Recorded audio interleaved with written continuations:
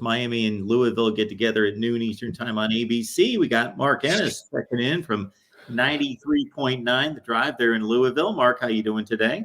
I'm doing great. Appreciate you guys having me on. I was getting nervous waiting for Cam to finish. I was like, oh man, he's fired up tonight. This is gonna be fun. No, this is every day, man. And I believe it. I am this is a great honor, man. I know I've known you for a long time through SB Nation and Card Chronicle and everything. You know, we follow each other on Twitter and go back and forth, and are both passionate about our alma maters and the teams that we support. And I was actually mentioning you in absentia in a couple of the things I said earlier in the show about just having gone back and forth with people and knowing a lot about football and everything. So and when Mark was like Mark Rogers was like, yeah, we're bringing somebody in the 93.9 The Drive, and I was like, that sounds like a Mark Ennis lead in. And yeah, so you're here. So it is an honor and a pleasure to have you with us, honestly, man. Good to see you. Thank you. Appreciate it. I'm looking forward to it. Well, that being the case, I'll get us started, but then I will lean back and soak it up and let you two go back and forth. So, Mark, we'll start with this. Louisville, of course, Jeff Brom does a heck of a job. I think anybody that knows the game of college football respects his ability, what he's done at Louisville after what he did at Purdue. The numbers before and after speak for themselves, and what he can do, especially on the offensive side, but as a head coach building a program. So he gets Louisville to the ACC championship game last year. I caught the game against SMU a couple weeks ago. The defense looked a bit shoddy in that one. Tyler Shook's the new quarterback. So get us caught up on Louisville football through a 4-2 start.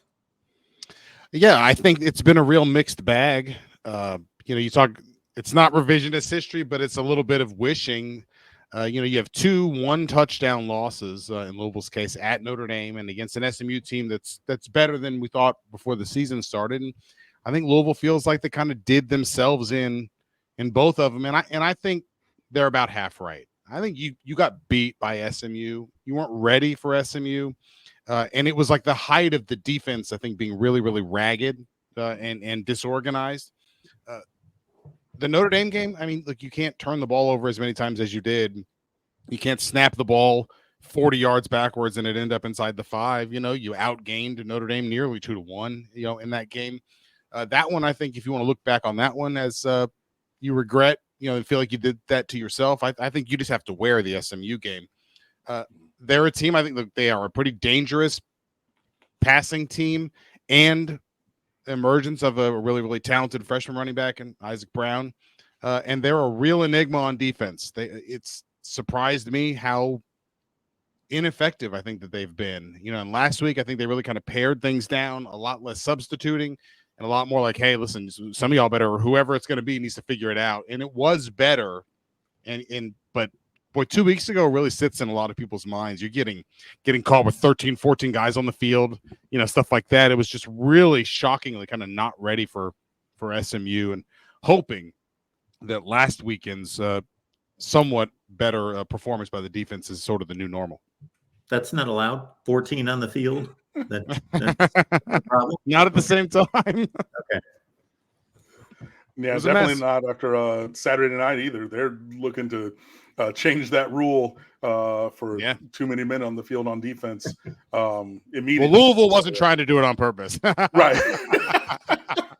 Well, neither was Oregon, let that wry smile in exactly that, what I mean, kind of a thing. But it'll be interesting. So what, it's an interesting crossover between, Miami and Louisville. Like, your quarterback was recruited by Mario at Oregon, started for them, got a bunch of dudes from down here, whether it's through recruiting or, the transfer portal, like, obviously Ja'Cory Brooks from Miami, Booker T. Washington, Donald Chaney, who was on this roster last year, Gilbert Frierson in the past, Willie Williams in the past, lots of crossover. So, what does that mean, or how does that ramp up the intensity, between the teams in this game in your eyes? Yeah, there's so much more even than that. You go all the way back to, what Howard Schnellenberger means to both places. He's the progenitor of like the best things about them as football programs. Now he's responsible in both places and is revered. I mean, the Louisville football complex is the Howard Schnellenberger Center, and he's just as near and dear, to folks in Miami Lamar Jackson's from South Florida, not quite Miami, but South Florida. And of course, Teddy Bridgewater and Eli Rogers, and that whole 2013 team was just chock full of guys, from Miami proper. And Louisville, it owes a lot of its rise out of the 90s to today to cashing in with either transfers that were from Miami and sort of, second chance, at Louisville, or getting guys out of Miami that were maybe overlooked a little bit. And so there's always been, a connection to South Florida and to Miami with Louisville, with people. And Miami, look, like most places when you're ascending in the 90s, Miami's like the thing to try to be. And I think Louisville's always looked at Miami as something of a measuring stick. And, the 04 game that they almost won really opened a lot of people's eyes. Like, hey, if we keep this, like, we can be a good team. And then you played Miami. It was Miami. Look, Miami was Louisville's first game in the ACC. They played last year. Like, it helped them clinch the Atlantic Division. Like, there've been meaningful games throughout the series. Got the hell kicked out of them in 2019 by Miami. But it's been a good competitive series, and that game just means a lot. Louisville's aspirational, as a football program, and Miami is up there. And I think all of those times where they've played Florida State and Miami, they've always looked at those like measuring sticks of kind of what they want to be. So it means a lot to folks. Yeah, no, same. Definitely hold the 04 game close to my heart. That was my senior year and everything. And I was a music major. I was a singer at the time, and got in trouble because I screamed my voice out on that Thursday night and everything. So I go into choir the next day, and Dr. Shivey was none too pleased with your boy. But but hey, if I had to do it all over again, I definitely would. Sure. Because come on, why would you not? I know you talked a little bit about the defensive struggles, in a couple of spots this year, and I think that Miami has also had some of those in allowing big plays. Yeah. I mentioned that to kind of get to the Miami defensive side. What do y'all like? Brian Brown always is an innovator on offense, and he creates so many problems. What do you see as the area for exploitation with the Louisville offense against the Miami defense on Saturday? Yeah, I think they probably, if they can protect Tyler Shuck, that's the big if, and it has been a big if really all year. They're really kind of struggling at both tackles, which is not great facing Tyler Barron, who we know, and Ruben Bain. Like, it'll be, that defensive line will be a problem. I think Louisville thinks if they can makeshift a way to protect him enough that Ja'Cory Brooks and Colin Lacey and Jamari Johnson, the tight end, like these guys, you have a chance to get something going through the air. And I think they took a lot of confidence from going up to Notre Dame and really, in terms of throwing the ball, went really up and down the field against Notre Dame. And think it all really comes down to figuring out what they'll do up front to give Tyler Shuck just a little bit of time. He has been a health, the health has really only been his issue in college. He's had some season-ending injuries repeatedly, and he's just got kind of a bad rep. But like when he's healthy, he's been every bit as advertised. He can make all the throws. He's 27 years old. He doesn't get flustered. You can tell. So in terms of the offense, I think if they can protect him, they feel like they've got some throws there to make. But, you go back to even last year's game when Louisville wasn't a great passing team. Jack Plummer over 300 yards, and it was one of Brahm's best games of just sort of like chicken salading some passing offense out of what was left of Louisville at that point offensively. And I would expect him to go pretty deep into the bag here to try to come up with something, because they're going to need it. They're going to need some workarounds for sure. Okay. And then Isaac Brown, freshman running back, like I say, Donald Chaney Jr. came, he's from here, as in the city and then also the team and everything. And he went up there and, early through spring and everything was looking like he was going to start. And then, this Brown kid is just taking over. Yeah. What have you found in the running game? Because I think maybe some of that could be advantageous with the way that he's progressing through the season as well.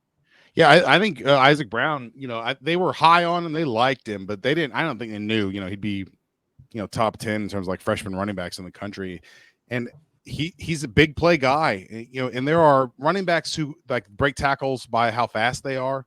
They kind of all of a sudden they're up on you before you kind of realize, or they force you to take bad angles and stuff. And I've been surprised. I don't think he's wildly strong, but I think he does run through a lot of tackles because he's a lot faster than you really anticipated. It's given Louisville some big play out of the running back position, and they've needed it because they're not a great like mashing running team at all. But I thought that they at least kind of figured it out last week with SMU and more, or 2 weeks ago, and then last week with Virginia. Yeah, they're not going to be able to get under center and just plow people a bunch. In fact, they've stunk at it, really. But RPOs and stuff that was a little bit more 3 wide receivers and 1 tight end instead of 2 tight ends and stuff, and getting him out on the edges and on space a little bit, I think you'll see a heavy dose of that, and he seems to really thrive with that.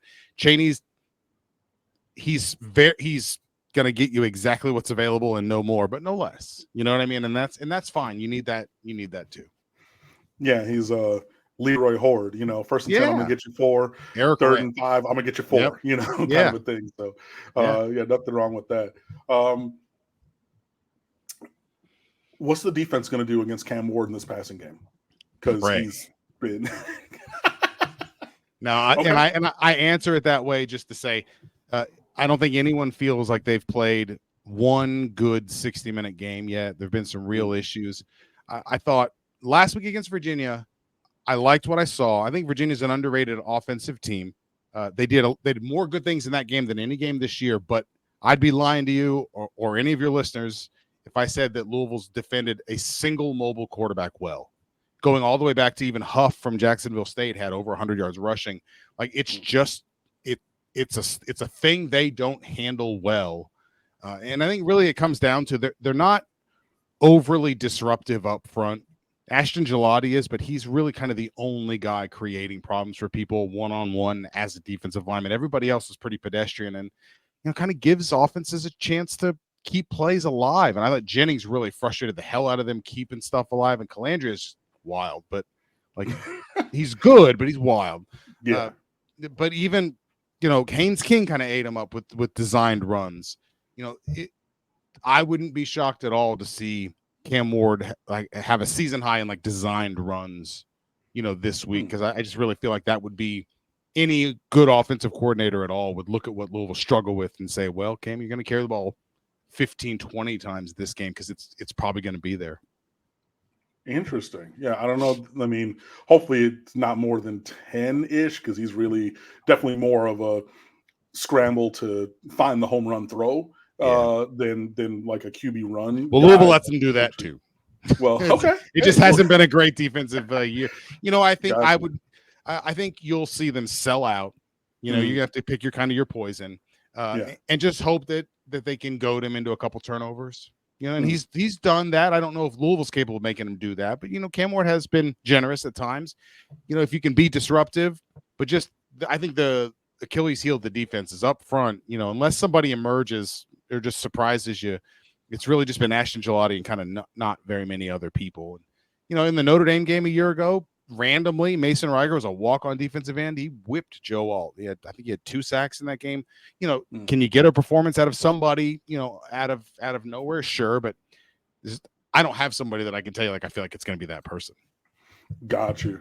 The last thing that I'll say is obviously it's a 4.5-point line and everything, and this is going to be a close game. Personally, I do see just Miami is having better quality and coming out with a tough earned victory. Definitely not expecting a 73-0 kind of a game, but I'm very interested, and I think that there is a path for Louisville to win. I'm interested to get your take on, if blank happens, for Louisville to win, this is the scenario that most likely occurs. Oh, I think it's Miami turning the ball over. I think that's the big thing. If they get Cam Ward flustered, if they get some short fields, and that sort of thing. I think the thing that Louisville hasn't done is kept the offense from really even blowing up is getting that good drive, 3 and out, get the ball back again. And all of a sudden this offense has kind of really got a lather to it. They haven't done that all year. And I think if they're scoring and the crowd is amped up and Jeff Brom is, he's a positive in games like this, especially he's very, very good at this. I think the offense will come out and be productive. It is going to entirely come down to, can he get some key stops? Can he get some Cam Ward to make some mistakes and really try to get a snowball kind of rolling in the other direction? And Brahms' biggest wins have always been like that. But if they do that to Miami, it will be because they did things they haven't done all year, and who can predict that? So right. I mean, and that was as you were giving that answer on my side of the street. You guys are playing your 5th game in a row. Miami's coming off of their first bye week of the year, so I'm thinking to myself, like, what wrinkle will Miami bring out? I know that like a couple of years ago, that 19 game. Like Rhett Lashley was just dialing up all kinds of things. We went to Pittsburgh that same year and just dialed up, flea flicker here and this there and blah, blah. So I'm interested to see, what Miami has in the chamber that they haven't shown, previously. But I think that, I pretty much do agree. We'll take some of those turnovers, but Cam Ward has given the ball away, in some instances. And, with a couple of veteran guys, especially in the secondary, maybe you're able to bait him into a throw like he made against Virginia Tech in the red zone area. I think you'll have to take a chance that you can do that. I think Louisville can't beat. They're not disruptive just as a base defense. So I think you got to say, we're going to sell out, and if he beats us, he beats us. But maybe we can get a few stops along the way. I think it'll. I mean, I think the over is a great bet in this game. 61.5. That's I think they're going to play against low 30s. Yeah. And I think that Miami's trending in that way because when you have more 38 to 34, 39 to 38 the last 2 games out. So it's like, hey, if that over under is pushing 80, we think that we can continue to be on the gas further, or more than the opposing team with Louisville and Braum and what you guys do, offer on offense. That scares me a little bit because to win games like we've won the last 2 weeks, you have to get that one stop when you need it, that 1 3 and out, when you need it. And you guys do a good job on offense, so that does concern me a little bit, on the other side. My favorite thing about this that has emerged leading up to this game is somehow the idea that Miami is the establishment team, and that the ACC is protecting them, and this is all driven by the hilarity that is all of Cal's fans on Twitter. But it's very funny, and make no mistake, your Louisville fans definitely think the ACC hates them. So the convergence of the two this week has been very funny, and I'm telling you, the first call that doesn't go Louisville's way on Saturday, the place is going to go crazy. It's going to be like we're basically 2 outsiders who are like, no, like you're more the insider. No, you're more the insider. Yeah. Exactly. It's just like we're both adopted stepchildren, like whatever. But it'll be definitely an interesting kind of a thing. So hopefully there aren't many calls because Miami has struggled with some penalty issues, which also could be beneficial for the opposition. But hopefully it's a relatively clean game and everything. But it will definitely be interesting. So looking forward to it. Yep. Mark, thanks for being here. And we want to make sure that everyone knows where to find you, and you let us know what you are up to this week. Yeah, boy, we are breaking this one down and getting ready for men's basketball season. We got the first exhibition under Pat Kelsey on next Tuesday too, so it's kind of the best time of year around here. Twitter handle is right there at Mark Ennis, and we're on 93.9 The Ville Monday through Friday, 3 to 6. This really is the best time of year, guys. Good talking to you.